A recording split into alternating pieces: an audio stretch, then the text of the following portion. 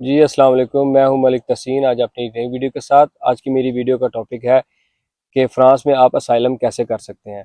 Video शुरू करने से पहले मैं आपको ये बात क्लियर करना चाहता हूं कि असाइलम करना कभी भी आपके हक़ में नहीं है। मैं आपको कभी भी असाइलम के बारे में रिकमेंड नहीं करूँगा कि आप किसी भी कंट्री में जाके असाइलम करें। ये आपका खुद का डिसीजन हो सकता है। लेकिन जब आप यहाँ विज़िट वीज़े पे आ जाते हैं तो आपके लिए मजबूरी होती है यहाँ लॉन्ग टर्म रहने के लिए, तो आपके पास सेकंड ऑप्शन नहीं होती, फिर आपको असाइलम ही यहाँ करना पड़ता है। वैसे अगर मैं आपको मशवरा दूँ, अगर आपने अपनी स्टडी कंप्लीट कर लिया तो आपके लिए सबसे बेहतर ये है कि आप अपना स्टडी वीज़ा अप्लाई करें, स्टडी पे यहाँ पे आएँ, काम करें आके का और पढ़ें आके, और इसके साथ आपको काम की भी इजाज़त मिल जाती है। और जब आपका स्टडी कंप्लीट हो जाती है तो उसके बाद ये आपको फुल टाइम काम करने की इजाज़त मिल जाती है और आपका वीज़ा भी चेंज हो जाता है, वर्क परमिट में चेंज हो जाता है। और इसके अलावा अगर आपका गैप ज़्यादा है तो आप पढ़े लिखे हैं, आप स्किल्ड भी हैं, तो आप यहाँ जॉब सीकर वीज़ा अप्लाई कर सकते हैं किसी भी कंट्री में। फ्रांस में भी आप जॉब सीकर वीज़ा अप्लाई कर सकते हैं। ये आपने अब खुद देखना है कि कैसे आपने अप्लाई करना है और कब जॉब सीकर वीज़ा की अवेलेबिलिटी है। और तीसरी ऑप्शन ये, लास्ट ऑप्शन आपके पास ये रहती है कि आप विजिट वीज़ा लेके आएँ और यहाँ लॉन्ग टर्म रहने के लिए आपको असाइलम करना पड़ता है। तो असाइलम पे आज बात करेंगे कि असाइलम यहाँ आके आप किस तरह कर सकते हैं, क्या प्रोसेस हो सकता है। तो मोस्टली लोग जब उनका वीज़ा लगता है तो वो पेरिस की टिकट कराते हैं और उसके बाद उनकी कोशिश होती है कि पेरिस में जाके असाइलम कर लें।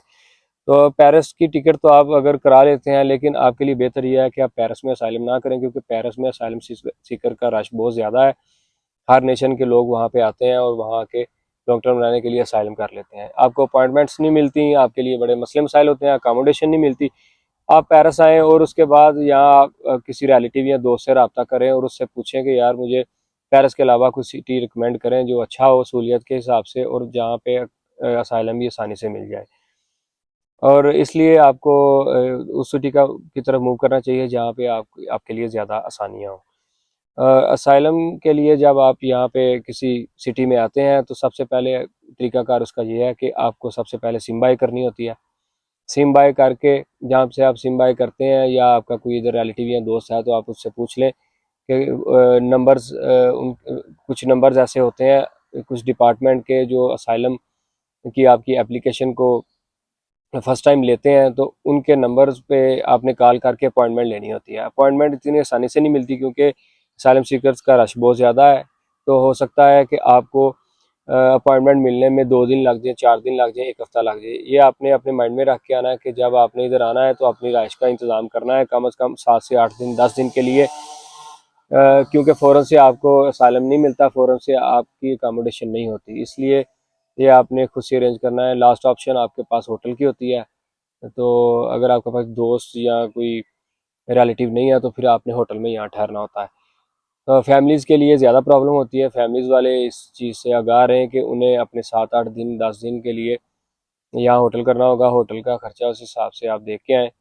ये सारी चीज़ें आप अपने माइंड में रख के आनी है। और जब आपके पास नंबर आ जाते हैं उन अदारों के जहाँ पे असाइलम होता है, तो मोस्टली इनको यहाँ पे स्पादा बोलते हैं। स्पादा स्पादा पे आपने कॉल करके वहाँ पे जाना होता है और जाके उन्हें बताना होता है कि हमने असाइलम करना है। वो आपको छोटा सा फॉर्म देते हैं, आपने फॉर्म फिलअप करना होता है, अपना उसमें डाटा लिखना होता है। सारी अपने नाम, आपका नेशनैलिटी, आपकी डेट ऑफ बर्थ और सबका आपने उसमें तफसील से लिखना होता है।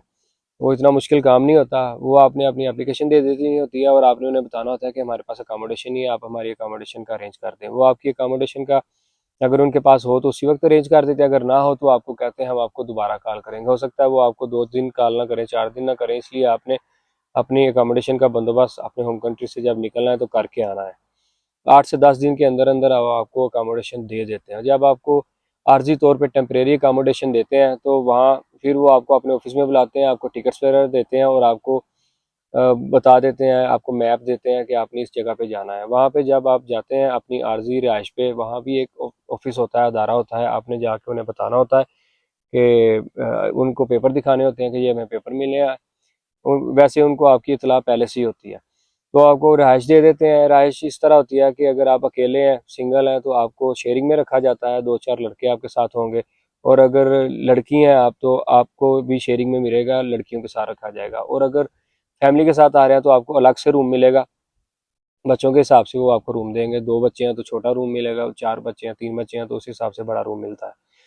तो इसके बाद आपका प्रोसेस जो है शुरू हो जाता है। वो आपको कुछ पेपर देते हैं आपकी आर्जी रहायश में, कि ये पेपर्स आपको वो बताते हैं कि इनको आप दोबारा फिलअप करें, और उसके अलावा आपको आपकी स्टोरी, होम कंट्री में क्या मसले मसाइल थे, क्या ख़तरा था, उस हिसाब से वो आपको आपके पेपर देते हैं। उनमें उसमें आपने अपनी स्टोरी सारी लिखनी होती है तफसील से। आपने स्टोरी बड़ी देख के लिखनी होती है। आपको 21 दिन का टाइम वो देते हैं, और उस दौरान आपने उसमें अपने सारे मसले मसाइल लिखने होते हैं, क्योंकि वो ही मसले मसाइल बाद में आपने जाके इंटरव्यू में बताने होते हैं। इंटरव्यू के दौरान आपको वो जो आपने पेपर लिख के दिया होता है अपनी स्टोरी, उस हिसाब से ही वो सारा इंटरव्यू करते हैं, उसमें से ही क्वेश्चन होते हैं। तो ये आपने काम बड़े देख के करना है। जब आप उनको लिख के दे देते हैं किसी दिन के अंदर, फिर वो उन पेपर्स को खुद ही ट्रांसलेशन करवा के उधर आगे ओफरा में भेज देते हैं। ओफरा यहाँ का अदालती अदारा है, वो आपका ये सारे असाइलम सीकर के मामला को डील करता है, तो वो ओफरा में भेज देते हैं। जब आप अपनी आर्जी रहायश में होते हैं तो पहले वीक में ही आपके फिंगरप्रिंट भी हो जाते हैं। आपने ये ध्यान रखना है कि अगर आपका फ्रांस का वीज़ा है तो आप फ्रांस में आके सालम करें, अदरवाइज आपका केस डबलिन में आ जाता है, और जहाँ का आपका वीज़ा होता है, या अगर बॉर्डर क्रॉसिंग करके आए हैं और किसी कंट्री में आपके फिंगर हुए थे, तो ये फिर आपको आपका केस नहीं चलाते और आपको कहते हैं आप उस कंट्री में वापस चले जाएं जहाँ से आपके फिंगर हुए हैं या जहाँ का आप वीज़ा लेके हैं। तो ये आपने बड़े ध्यान से देखना है कि अगर फ्रांस का वीज़ा तो तभी आके फ्रांस में असाइलम करें, अदरवाइज ये आपको असाइलम देने में आपको प्रॉब्लम हो सकती है। तो इसके बाद जब आप आर्जी राश में होते हैं तो आपके फिंगरप्रिंट हो जाते हैं। आपको ये आर्जी तौर पे 10 महीने का वीज़ा अलाट कर देते हैं आपके, और आपका केस जो है वो स्टार्ट हो जाता है। असाइलम का जो है प्रोसेस वो स्टार्ट हो जाता है। इस दौरान जब आप अपनी आर्जी राश में होते हैं तो आपको ये खाने पीने के पैसे वगैरह भी देते रहते हैं, और आपको अकोमोडेशन भी दे रखते हैं, और आपसे उसका कोई किराया वगैरह वसूल नहीं करते। और जब आपके फिंगरप्रिंट होते हैं तो उस दिन प्रीफेक्चर में आपने जाना होता है। प्रीफेक्चर में जब आप जाते हैं आपके फिंगरप्रिंट हो जाते हैं, और वहीं अगर उफ़ी का अदारा वहाँ हो, उफ़ी का अदारा वो है जो आपके पैसों का और आपकी अकोमोडेशन का अरेंज करता है। तो उफ़ी के अदारे की अगर अपॉइंटमेंट आपके सेम डे पे है तो उसी दिन आपको वो बता देंगे कि ये उफ़ी का अदारा है, आपने यहाँ भी जाना है, और हो सकता है कि फिर फिंगरप्रिंट के कुछ दिन बाद आपको उफ़ी के अदारे में भेजा जाए। जब आप उफ़ी के अदारे में चले जाते हैं तो अगर आपको लैंग्वेज नहीं आती तो आपके लिए ट्रांसलेटर का अरेंज किया जाता है, और ट्रांसलेटर के ज़रिए आपसे बातचीत की जाती है। आपको बताया जाता है कि आपके पास क्या रहाइश है या नहीं है। अगर आपके पास है तो ये आपको 420 यूरो देते हैं सिंगल बंदे को, अगर फैमिली है तो इस हिसाब से ज़्यादा देते हैं। अगर आपके पास रहाइश नहीं है, इनकी रहाइश में रहना चाहते हैं, तो फिर ये आपको 200 यूरो देते हैं, और फैमिलीज़ को 500, 600, 700 जितने पर्सन हो उस हिसाब से ये पैसे देते हैं। और अगर ये आपको अकोमोडेशन देते हैं तो उसका किराया और जो आते हैं बिल्स वगैरह वो सारे यही खुद ही पे करते हैं। अगर एक बात ये आपसे मेक श्योर करते हैं, अगर आप इनकी रहाइश में रहेंगे तो आपने इनकी इजाज़त बगैर छोड़ना नहीं होता, उसको उसमें ही फिर रहना होता है, ना ही आप चेंज कर सकते हैं। तो ये सारी चीज़ें आपसे वो करवाने के बाद आपको वो आरजी कैम्प में ही आपके भेज देते हैं, और आपकी परमानेंट रहाइश का अरेंज करते रहते हैं। जो ही आपकी परमानेंट रहाइश का अरेंज हो जाता है तो आपकी आरजी रहाइश में जो ऑफिस होता है वो आपको बुला के बताते हैं कि आपकी रहाइश का अरेंज हो गया, अब आप वहाँ जा सकते हो। तो आपकी वो टिकट्स का अरेंज करते हैं और आपको भेज देते हैं। जिस दिन आपने परमानेंट रहाइश के लिए मूव करना होता है, आप बस या ट्रेन में जब जाते हैं, आपके पास एड्रेस होता है, आप वहाँ जब मूव कर जाते हैं तो वहाँ स्टेशन पे या स्टॉप पे, बस स्टॉप पे वो जो सोशल अदारे के जो नुमाइंदे होते हैं वो पहले से ही खड़े होते हैं, उनके पास आपकी इतला होती है, आपकी टाइमिंग सारी उनके पास होती है। वो आपको अपने साथ ले जाते हैं अपने ऑफिस में।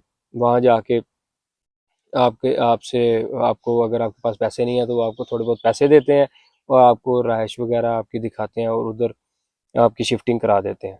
इस तरह आप परमानेंटली रहने लग जाते हैं। और उफ़ी में जब आप मुलाकात के लिए गए थे लास्ट टाइम जाते हैं तो उधर आपको वो एक कार्ड भी देते हैं जिसमें पर मंथ पैसे आते हैं, लेकिन स्टार्ट में वो पैसे नहीं आते। जिस दिन आपको कार्ड मिलता है तो उसके 45 दिन बाद पैसे आने होते हैं। जब आप अपनी परमानेंट रहाइश में आ जाते हैं तो आपके कार्ड में पैसे आने से पहले तक जो जिस सोशल अदारे के आप अंडर होते हैं उसका नाम है कादा। तो कादा वाले आपको वो पूरी तरह सपोर्ट करते हैं, आपके सारे मसले मसाइल वही हल करते हैं। तो जो ही पैसे आ जाते हैं तो फिर आप कार्ड कार्ड को यूज़ कर सकते हैं किसी भी जगह पे अपनी रोज़मर्रा की ज़रूरियात के लिए, ग्रॉसरी के लिए। अगर कार्ड में पैसे नहीं आते उससे पहले कादा वाले आपकी हेल्प करते रहते हैं।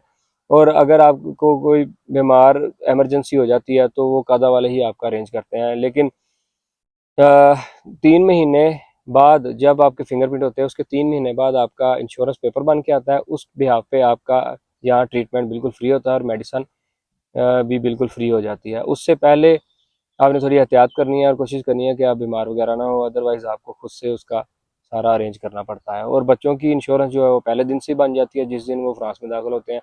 तो बच्चों का इलाज मुआवजा बिल्कुल फ्री होता है। और बच्चों के लिए स्टडी का इंतज़ाम ये करते हैं, कुछ ही हफ्तों बाद ये आपके बच्चों का एडमिशन वगैरह भी करा देते हैं। यहाँ का स्टडी सिस्टम बहुत अच्छा है। रेगुलरली आपके बच्चों को स्कूल जाना होता है, उस दौरान ये आपके स्कूल में बच्चों को स्पोर्ट्स की एक्टिविटीज़ में भी हिस्सा लेने का पूरा मौका देते हैं।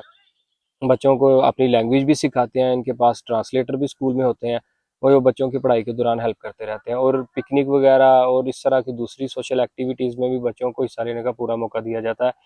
ये इनके बच्चों में और जो असाइलम सीकर के बच्चे होते हैं उनमें कोई फ़र्क नहीं होता है, बिल्कुल एक जैसी फैसिलिटीज़ इनको मिलती हैं। और बच्चों, अगर आपके बच्चे 5वीं क्लास से नीचे हैं, 5th क्लास से, तो आपके बच्चों को बेनिफिट थोड़े से कम मिलते हैं। और अगर आपके बच्चे 5th क्लास से ज़्यादा आगे हैं, तो 5th क्लास से ऊपर यहाँ से कॉलेज स्टार्ट हो जाता है, तो कॉलेज के बच्चों को ये फैसिलिटीज़ देते रहते हैं। मेरी इतला के मुताबिक ये बच्चों को हर 3 महीने बाद 300 यूरो देते हैं, जिससे वो अपने कपड़े वगैरह या ज़रूरियात पूरी कर सकते हैं। इसके अलावा जो उफ़ी की तरफ से पैसे मिलते हैं वो अलग से होते हैं। तो इस तरह बच्चों का निज़ाम बहुत अच्छी तरह चल जाता है। और जिस दिन आप फ्रांस में दाखिल होते हैं और उस दिन से आपने हिसाब लगा लेना है कि 3 या 4 महीने के अंदर अंदर आपका पहला इंटरव्यू आ जाता है। पहला इंटरव्यू जब आ जाता है तो आप बच्चों का इंटरव्यू नहीं होता, अडल्ट का इंटरव्यू होता है। तो उस दौरान आपने इंटरव्यू में अपीयर होना होता है। इंटरव्यू में वो आपसे इस रिलेटिव क्वेश्चन पूछेंगे जो आपने पहले दिन आए थे और उन्हें लिख के दिया था।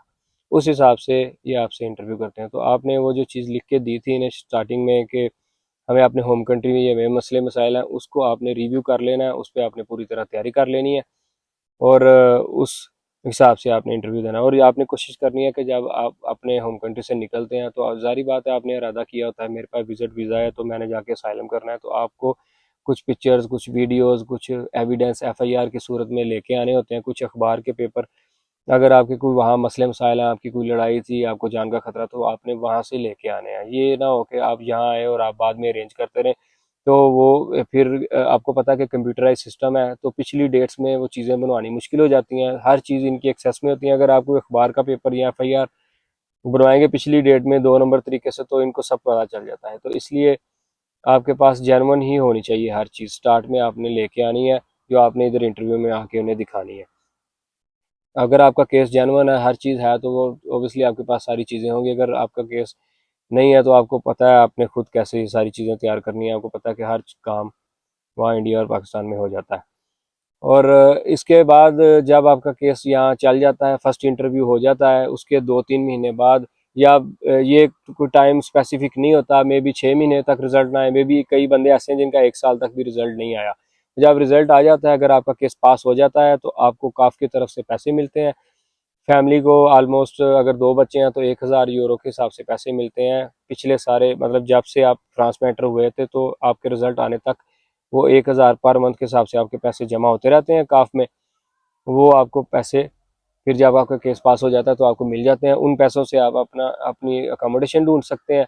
अकोमोडेशन जब आप अपनी मर्जी से ढूंढते हैं तो उसमें भी ये आपकी हेल्प करते हैं। 70 से 80% तक रेंट ये आपका देते हैं। 20-30% आपको खुद देना होता है उन पैसों में से। और आप अपना जो फर्नीचर वगैरह चीज़ें वो आपने उन पैसों में से बाय करनी होती हैं। और जब आपका केस पास हो जाता है तो आपको ये काम करने की इजाज़त दे देते हैं। आपको काम खुद ढूंढना होता है। काम जब आप ढूंढते हैं तो उसमें फिर अपने रोज़मर्रा के जो मामलात है आपने अपनी तनख्वाह में से ही सारे मामलात को करना होता है। लेकिन अकोमोडेशन के कुछ पैसे ये आपको देते रहते हैं और आपके बच्चों के जो पैसे हैं वो बंद नहीं होते। वो फैसिलिटीज़ बच्चों को मिलती रहती हैं, पैसों की सूरत में या स्कूल की तरफ से जो भी फैसिलिटीज़ होती हैं वो सारी मिलती रहती हैं। और अगर आपका केस नेगेटिव आ जाता है तो आपको अपील करने का हक होता है। तो आपको दोबारा आपका इंटरव्यू अरेंज किया जाता है। ये जो कादा वाले होते हैं, सोशल वाले आपके जो हैं, यही आपके वकील का अरेंज करते हैं। आपको पैसे नहीं देने पड़ते अपील के लिए, वो यही वकील आपका केस लड़ता है। और उस सूरत में अगर दूसरी बार आपका केस पास हो जाए तो आपके लिए ये गुड लक है। अगर नहीं होता तो फिर आपको ये कंट्री आउट का लेटर दे देते हैं, तो आपको ये कह देते हैं कि आपने मज़ीद हमारे कंट्री में नहीं रहना, आप यहाँ से जा सकते हैं। फिर आपने अपना अरेंज खुद करना होता है। और उस दौरान जब आपको ये कंट्री आउट का लेटर दे देते हैं, आपका केस दूसरी दफ़ा भी पास नहीं होता, तो ये जो भी एड आपके कार्ड में आ रही होती है, पैसे वगैरह और जो जो घर होता है, ये सारी चीज़ें ये आपसे वापस ले लेते हैं। तो उस दौरान आपके लिए बड़ी डिफ़िकल्टीज़ बढ़ जाती हैं। ये सारी चीज़ें मैं आपको आपसे शेयर कर रहा हूँ, जो मेरी इत्तला में है, जो मुझे पता है। मैं इसलिए ये आपसे शेयर कर रहा हूँ ताकि आप जो भी स्टेप लें आपको कम से कम पता हो। तो ये सारे मामलात होते हैं। और इसके रिलेटेड, असाइलम के रिलेटेड और भी बहुत सी चीज़ें हैं, लेकिन वीडियो बहुत ज़्यादा लंबी हो रही है, इसलिए मैं अपनी वीडियो को यहाँ पे ख़त्म करता हूँ। अगर आपके माइंड में कोई इस तरह का कोई क्वेश्चन असाइलम के रिलेटेड आता है तो आप मुझे मज़ीद कमेंट्स में पूछ सकते हैं। तो जिन भाइयों ने मेरा चैनल सब्सक्राइब नहीं किया वो सब्सक्राइब करें, ताकि मेरी आने वाली इंफॉर्मेटिव वीडियोस भी उन तक पहुंचती रहे। और अगर मेरी वीडियो आज की पसंद आई हो आपको, तो लाइक और शेयर इसको ज़रूर कर दीजिएगा। तो मिलते हैं इंशाल्लाह नेक्स्ट वीडियो में। अल्लाह हाफिज़।